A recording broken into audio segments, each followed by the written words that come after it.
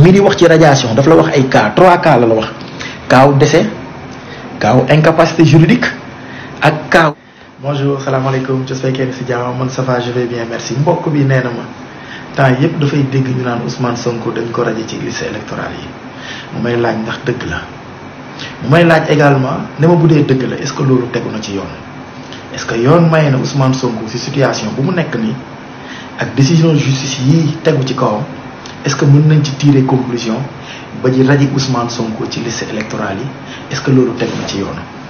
waaw à la première question est-ce que Ousmane Sonko radié nañ ko ci liste électorale bi waaw sëñ bi ni nga ko déggee noonu laa ko déggee waaye awma preuve awma firinde waaye ñii faree ci Benno Bokk Yaakaar boo ko xoolee ay ñu Yérim Seck ak yépp wax nañ ne Ousmane Sonko Maïmouna Ndour Faye également wax nañ ne Ousmane Sonko radié nañ ko ci liste électorale bi ñoom loolu la ñu wax waaye ñii faree ci Ousmane Sonko ak opposition bi ñu ne ñoom gisuñu benn kayit jotuñu benn notification Ousmane Sonko ba tey jii nii mi ngi ci liste électorale bi léegi si ñaar ñooñu man awma dara li may firindeel ne Ousmane Sonko radié nañ ko ci liste électorale yi wala radié wuñu ko ci liste électorale yi loolu xawma ci dara waaye lii wër te wër ci deuxième question bi moom mën naa ko tontu Ousmane Sonko bu dee radié nañ ko ci liste électorale bi si contexte bu ñu nekk nii si situation juridique bu ñu nekkee nii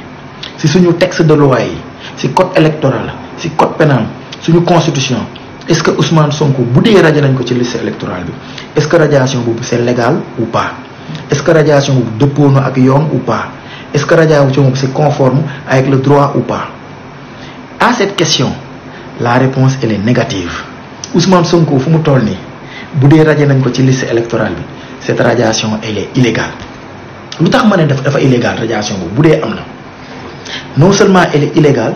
mais dëppoowul ci yoon parce que suñu ministre de la justice garde des Sceaux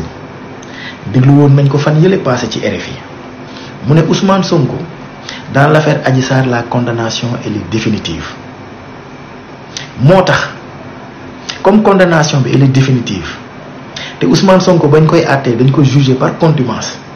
te comme article 29 dafa prévoir ne ku ñu juger par contumace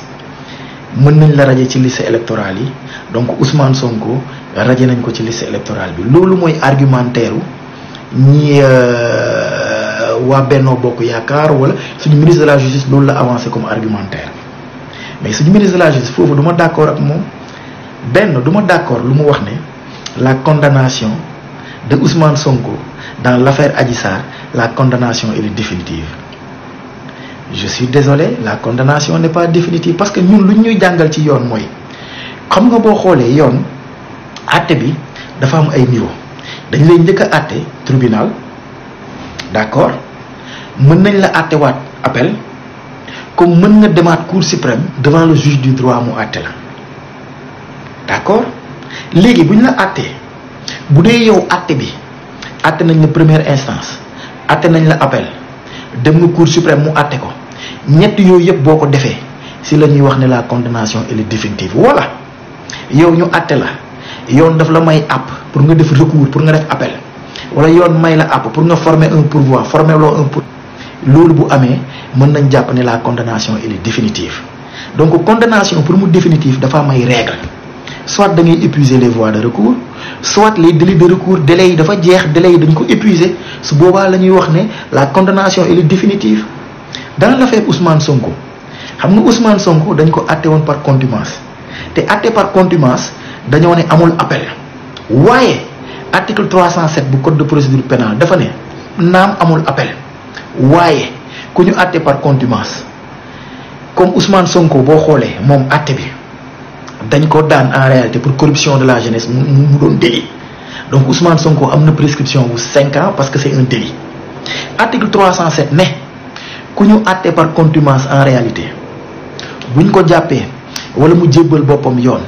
contumace bi daanu na Ousmane Sonko dañ ko war a àttewaat loolu waxoon naa ko déjà sama vidéo yële Ousmane Sonko bañ ko jàppee lañ ko war a àttewaat donc par conséquent ku ñu war a àttewaat sa condamnation mënul définitive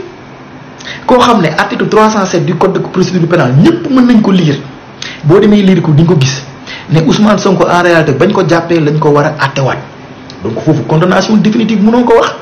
beneen argument bu ñu utiliser ne non bañ koy jàpp ñu ko ci affaire Adji Sarr bi ci beneen affaire lañ ko jàppee. article 307 waxul loolu de si sumay vidéo publié naa article 307 article 307 arrêté rek la wax te en droit pénal loolu principe la ay principe la de droit pénal loolu principe la te amoo droit fu législateur bi distingué wul yow ngay distingué wala yow nga bëgg a sol casquette législateur bëgg a yokk ci disposition légale yi bëgg ci yokk naan dans telle affaire non dañ la ne arrêté rek arrêté même bu ñu ko arrêté woon ci ay affaire carte d'identité jàpp nañ ko rek Ousmane Sonko bañ ko jàppee le contumace bi daanu Ousmane Sonko dañ ko war a attewaat ku ñu war a attewaat kay condamnation définitive mënatu fa am condamnation définitive maanaam mooy yow kenn mënatu la atte jeex na soit da nga épuiser les voies de recours wala délai de recours yi da nga ko épuiser donc suñu ministre de la justice garde des sceaux bu nee Ousmane Sonko condamnation bi dafa définitive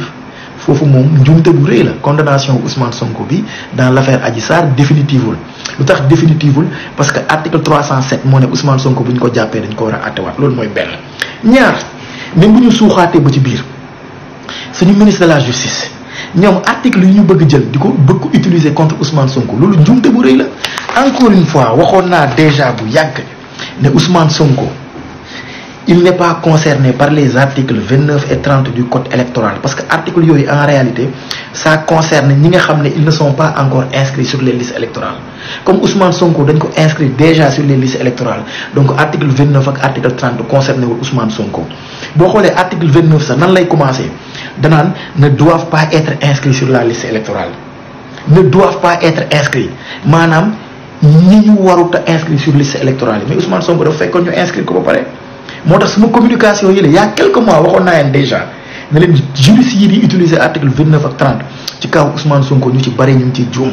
Ousmane Sonko il est déjà inscrit ku ñu inscrit ba pare kay boo ko bëggee bind ci liste bi da nga koy radier da nga koy supprimer moo taxoon may leen ce n'est pas l'article 29 et 30 qui concerne Ousmane Sonko mais c'est plutôt l'article 40 qui concerne le cas de Ousmane Sonko. article 40 boo ko liiree mi di wax ci radiation daf la wax ay cas 3 cas la wax kaaw décès